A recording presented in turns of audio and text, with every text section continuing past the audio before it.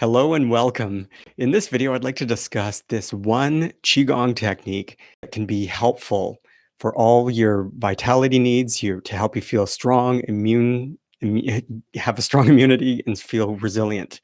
This one technique is enough. Now, I'm not saying it's the only thing that we need, but it is enough. So we're going live right here. So thank you so much for joining.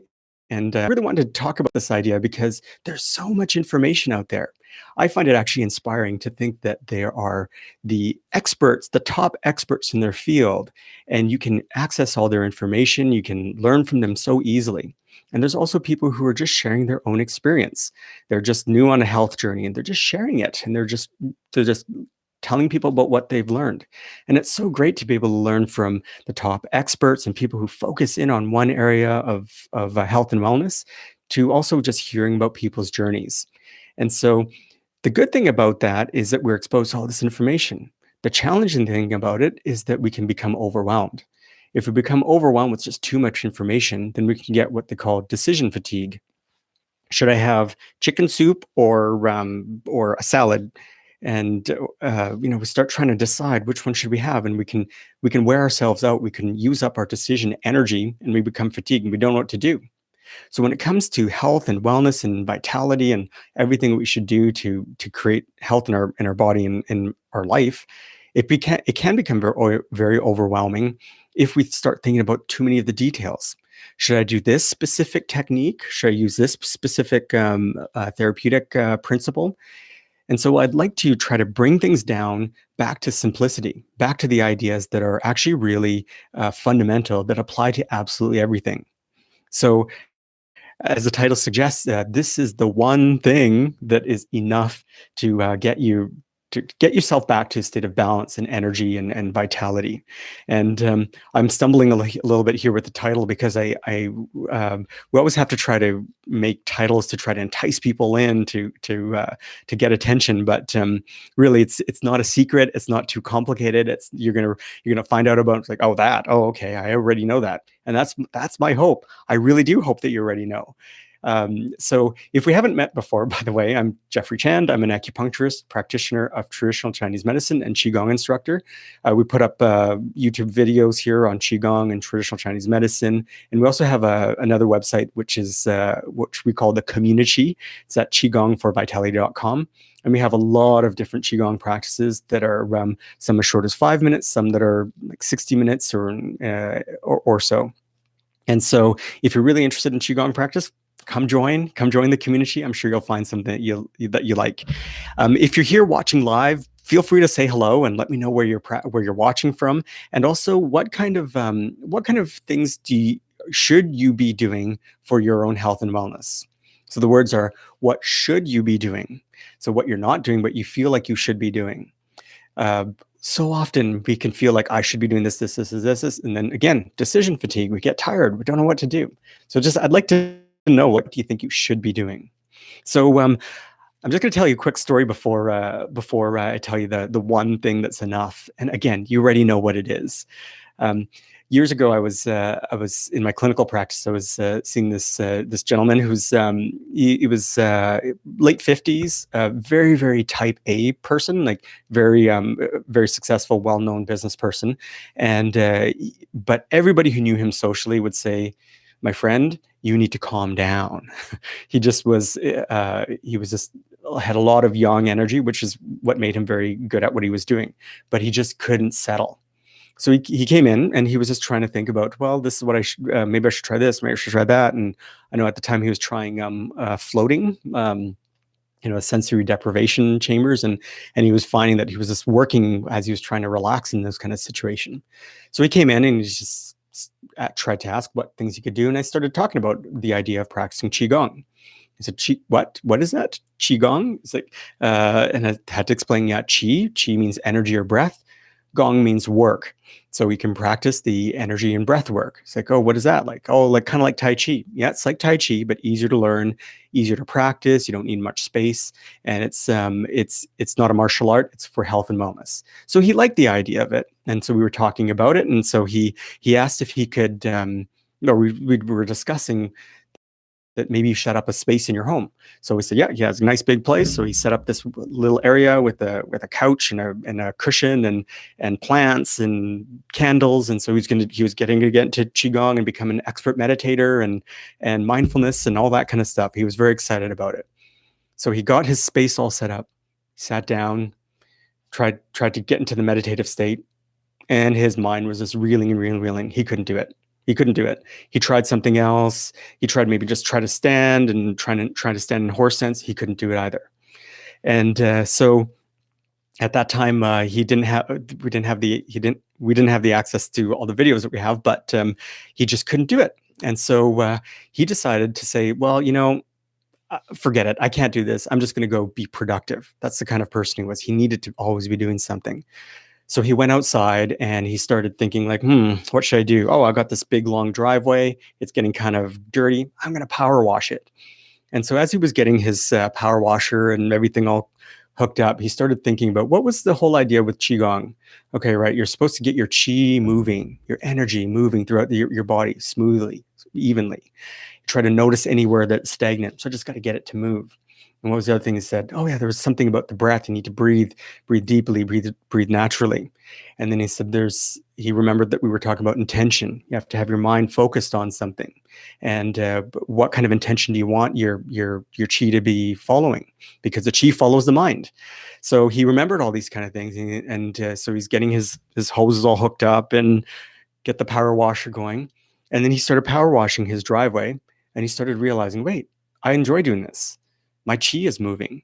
That tension that's in the pit of his stomach or his chest started to move. And he started just trying to relax his body. And then he started to breathe while he was power washing with the hum of the motor behind him. And he started to try to tell himself, I'm going to relax here. I'm just going to enjoy it. And he, like a lot of people, sort of liked the idea of power washing, getting everything nice and clean. So in essence, he found a form of Qigong, which was focusing on the body, the breath, the mind, and he made power washing into a Qigong practice. Now, within all of that, I'm not suggesting that we should start a new form of power washing Qigong, but what he discovered was the thing that helped him the most was the focus on the breath. It's a simple focus on the breath. And that's the one technique that's enough to get all the benefits out of Qigong practice, out of mindfulness, out of being present, out of a lot of different types of therapy, is the focus on the breath. Now, if you've noticed yourself, just take a nice deep breath right now. Good job. Usually that happens when we say, oh, remember to breathe, and everybody takes a nice big breath. So that's, when there is so much information out there, so many different classes, so many experts and teachers and people sharing, maybe I should try this, maybe I should try that. We can get almost hungry, just like when you eat a meal and then half an hour later, you're hungry again. We're hungry for more information. I need to learn more. But we don't need to learn more. We need to understand things. We need to get this feeling of satisfaction, like where you say, yes, I understand.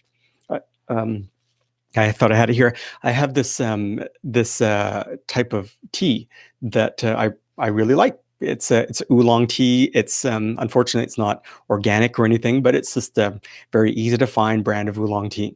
I find it completely and totally satisfying. I enjoy it. Tastes good hot. I actually drink it cold most of the time, and I never actually have any desire to go and find new oolong tea because what I have, I enjoy it. And so when you start to develop a practice, meditation, Qigong, something, a deep breathing practice, you want to look for that feeling of satisfaction where you feel completely and totally satisfied by what you're doing. And when you have that feeling, that's absolutely wonderful. You don't need to learn more. Next technique, next technique. You just use what you have with you, whether it's power washing, whether it's oolong tea, whether it's simple Qigong practices, whether it's a mindfulness or a yoga technique that you've learned in the past. You can use what you already know, but apply these principles that relate to absolutely everybody. And I think you can get some positive results. So that is the one thing that's enough. I have to check my title. The one thing that's enough to help your health and vitality is breathing, simple breathing. And just be careful of that feeling. I need to learn more. Maybe I need an advanced breathing technique or and those are good. They're helpful. There's lots that we can learn from advanced and intermediate techniques, but don't let that take away from the simplicity of what are the common elements that we need. Good body movement. We need the chi to be moving smoothly throughout the body. Notice any areas of stagnation and just try to get that to move however way you can. This is one, the body, the breath. Breathe naturally. First thing, just breathe naturally. Just remind yourself, breathe. Breathe like a relaxed animal. We have a dog, and she's just full of beans all the time. But when she's relaxed and sleeping, it's almost meditative just to watch her breathing. She's not thinking about it. She's not doing any dog qigong or anything, but her chest is just moving very nicely and evenly, and just watching it actually is very relaxing. And that's how we should be breathing as well. So body, our breath, and our mind, what are we focusing on? What's our intention? What do you want to happen? When you're practicing Qigong, when you're walking in nature, when you're cooking, when you're drying dishes, what do you want to happen? I want to feel relaxed. I want to feel calm. I want to feel like I'm learning something. I want to feel present. I want to be really here with the person when I'm speaking with them. So it can be anything you want, but that's your intention. Set your intention. So body, breath, mind. But the one thing that's enough is your breath. Always remind yourself when you're learning a new technique, learning a new skill, don't forget about breathing. Breathing is enough. All right, so I'm going to quickly check in here with some of your comments. And I see from Massachusetts, from Alabama, from northern Wisconsin. We have Dawn. Thank you from Olympia. Wonderful. Belgium, South Carolina. Wonderful. And hi, Jeff here from Minneapolis. I should be eating plant-based. See, I asked earlier on, what do you feel like you should be doing? And when we say we should be doing something, we're putting pressure on ourselves, some sort of expectation, but we have a strong enough resistance to it, a strong enough resistance to say, I don't want to do it. And so when we have a feeling of should, sometimes we could just let go of that pressure we're putting on ourselves and bring ourselves back to what we know actually helps. Again, the one thing, the breath, and positive, just having a positive outlook in life. That really helps as well. And maybe for you, you might know that, eating vegetables or plant-based or however you want to eat, that works for you. That's your truth. Then follow it. And we have Carrie from Philly. Oh, that's wonderful. And Brooklyn, New York, wonderful. And thank you so much all for being here and leaving notes. And Joy, kind of like the Karate Kid, wonderful. Okay. Washing the dishes as well. That's great. I really think we're in an interesting time. Like, I thank you all for making comments and watching live here. And I'm just a little insider information. I'm trying to figure out how to reach people. So we have, of course, YouTube here, and we have Facebook, and then have my own website, and then we have the community. The community is where we have all our Qigong practices. So in terms of the public, we've created a new series that I've mentioned before. It's called their Qigong videos are like a really short Qigong practice with a principle. So it could be like the focus on resilience, the focus on relaxation, the focus on breath, and then just practice a simple Qigong routine. It's like 7 minutes long. And we wanted it to be uplifting, affirmative, and positive. So we called it the Positivity series. So I think there should be a link in the description below. And this is in the community, but it's open to everybody. So if you haven't discovered it yet, please, practice the routine and make it part of your life. Keep the Qigong practice simple. But we're trying constantly to try to figure out how to reach people easily. That's why we're trying live streams and on Facebook and on YouTube. But if you have any feedback, do feel free to comment if you feel like Facebook or YouTube is better, which one's more convenient for you, because I really just want my message is the message is simple. Just practice. Find your way and practice. Take a few minutes, 5 minutes even, 10 minutes, 20 minutes every day, and practice simple Qigong routines. Breathe deeply, breathe naturally, get your body moving, and listen to your, I say the word very carefully, but listen to your intuition. Now, I don't mean intuition like what's going to happen in 10 years. I mean, your body's telling you what you need. If somebody feels like, I think I need to eat more vegetables, that's your body speaking to you. I think I need to sleep more. That's your body speaking to you. I need to stop doing this or start doing this. Listen to that. And I think about that more as your instinct, because your instinct is grounded in your body and in your kind of the animal part of us. Like our brain contains so much wisdom, like our lower brain, and our higher brain contains so much insight and sort of it can synthesize and put together some interesting ideas. But we can draw on all that experience. This is what I find most interesting about the Qigong journey.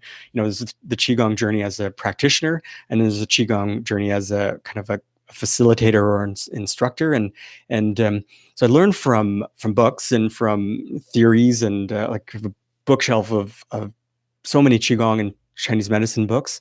And it's great to learn from there. And I learned from teachers who say, you need to work on this technique for 2 years. And like, okay, I'll work on that. And the people who correct things, and that's great. But I learned so much from real people like Mr. Power Washing. That was such a, people find their own way. Everybody finds their own way. Years ago, no, actually, not wasn't that long ago. It was not too long ago. I was speaking to a lady who was in her mid 90s, and she really looked, and more so, she acted like she was in her like early 70s, maybe even late 60s. She had so much vitality, so much energy. She was very, like, her eyes were wide open. I mean, yeah. Meaning, like, metaphorically, she was open to the world. She was open to learning. She started learning a new language just for the fun of it. She reads. She's engaging with her great grandchildren. And what I really appreciated about her is one time I asked her, what's your like daily practice like? And she used to do a lot of yoga. And she said she did some really aggressive things. And yoga is great, but I asked her, what's her practice like now? And she said, I'm doing now what I should have been doing 60 years ago. So I'm doing now what I should have been doing 60 years ago. So sometimes when I think about, okay, if a person were in their mid 90s, but really, really full of vitality, energized and engaged and present in the world, what would they be doing? They probably wouldn't be doing something like, I don't want to speak negatively on anything. They probably wouldn't be doing bare knuckle punching on something because they're going to hurt themselves. They probably wouldn't be doing push-ups on their knuckles. They would be gentle with their body. They'd be stretching in a way that's good. Yeah, okay, that's good. Getting good range of motion, but I'm not going to hurt myself. They'd be breathing naturally and just being gentle on the body. So we can be doing that now, no matter what age we are. And I find that very inspiring to learn from people and their own experiences and their journey. And I think we should always value that too. Value your own experience. Value your own. Remember that thing that you heard 10 years ago? That person, you read a book and it said that? Maybe that speaks truth to you. And it's great to learn from that. So that is that's mainly what I wanted to get across, was the idea of just focus on the breath.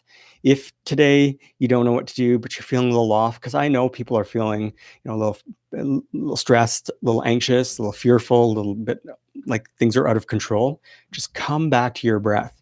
Every single spiritual tradition has the focus on the breath, whether it's very directed like that or it's kind of implied. It's always focused on the breath. So bring yourself back, and really, it's enough. 5 minutes, 10 minutes, once a day, twice a day, however, whatever you can manage. Just bring yourself back to your breath. If you want to, of course, we can practice Qigong and take the next step in a sense. And but you don't have to. But if you can. So always come back to the breath. I know I was in a grocery store lineup just yesterday, and there were people a little bit stressed out. There's just a general sense of, I don't know if stress is the right word, but there's a kind of a hyper awareness in public places. And somebody was standing behind me, and they were pacing and looking around like very anxiously, and you could kind of feel that around. And so it was very tempting to kind of turn back and engage, but it was probably not necessarily nothing to engage with. But all it was a good opportunity just to say, okay, well, I can't change anything around here. I can't affect this the feeling around the entire grocery store. So I'm just going to breathe. So just stood there. I was carrying everything in my arm. I just stood there and tried to relax and realized like, okay, this is starting to get kind of heavy. It's okay, relax and breathe. So we can breathe anywhere.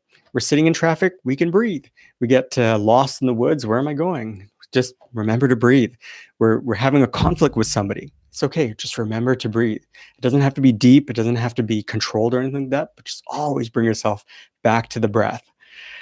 All right, so I just quickly check back again in the chat section, and someone watching from Ottawa. Thank you, wonderful.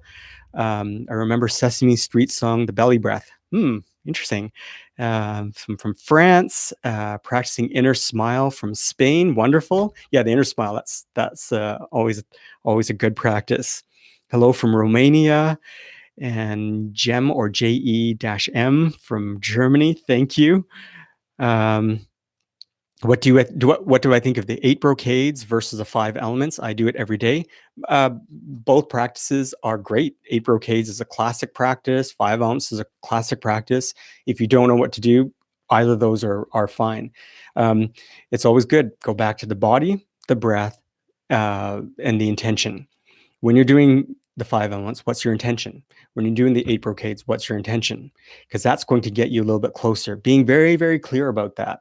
I personally, I'm not saying anyone needs to follow this, but personally, 8 brocades is more of a physical practice compared to some other qigong forms.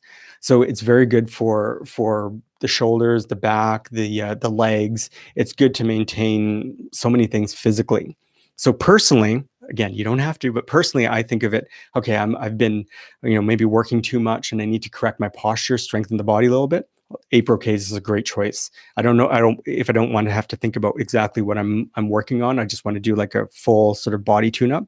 8 brocades. So 5 elements is a little bit more of an internal healing, and in my opinion, and so it's a different intention. So figure out your intention before practicing, whether it's 8 brocades or 5 elements. Say, okay, what do I want to get out of my practice today? And hello from the Philippines. Wonderful. YouTube is the best way for me. Facebook can be hard to be on too often these days. Yeah, I know. YouTube versus Facebook Live like this. Yeah. And Aileen from the Highlands in Scotland. Wonderful. I'd love to visit Scotland one of these days. In Sweden, YouTube as well. Hello from Saturn. Oh, wonderful. That's great. I'm glad the signal's coming through. And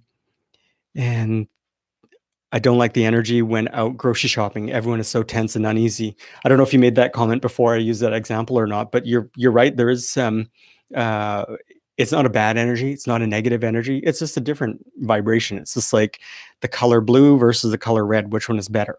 It's just different. I think intention, when we check in with our intention, we just ask ourselves, do I want to be involved with that? Do I want to be connected with that? Maybe I do, maybe I don't. But if you decide I don't want to be involved with that, it's okay. We can just take a step back and stay in our own little space. In Algeria and Netherlands, wonderful. Idaho and Sweden. And hello from my current location. Great, you're present. You're in the here and now. And Slovakia. And thanks for the last almost 4 years of daily practice. Oh, St. Germain, wonderful. Thank you. Well, I'm going to end it there because I'd love to give. Anyways, yes. Thank you so much for joining in here. And if you do, again, feel free to suggest Facebook or YouTube for live streams like this, and how I can reach more. If you haven't already, do check out the Positivity series. If you really want to dive into the Qigong practice, really, I warmly invite you to join the community. We have live streams like this once a month, every Saturday, first Saturday of the month. We cover some sort of topic and we discuss it. We go a little bit deeper into different ideas. So please do come if you're interested. If not, thank you very much for being here. I think we're at such a wonderful time right now where we're shift paradigms. So we're building things from the ground up. So let's continue to create positivity in the world, and it's just like we have all the building blocks right now. Like, how do we want to live our lives? How do we want to interact with people, and how do we want to work, and what kind of people do we want to be? And I just think it's a great time to just turn our attention inwards a little bit and just say, like, this is the person I want to be in this world. Thank you all so much for joining, and thank you for all the support and liking the videos and sharing them. And thank you so much. And we will see you next time. This was a little bit of a random live stream, and maybe we'll see you randomly next time wherever you are. Thank you so much, and we'll see you. Bye.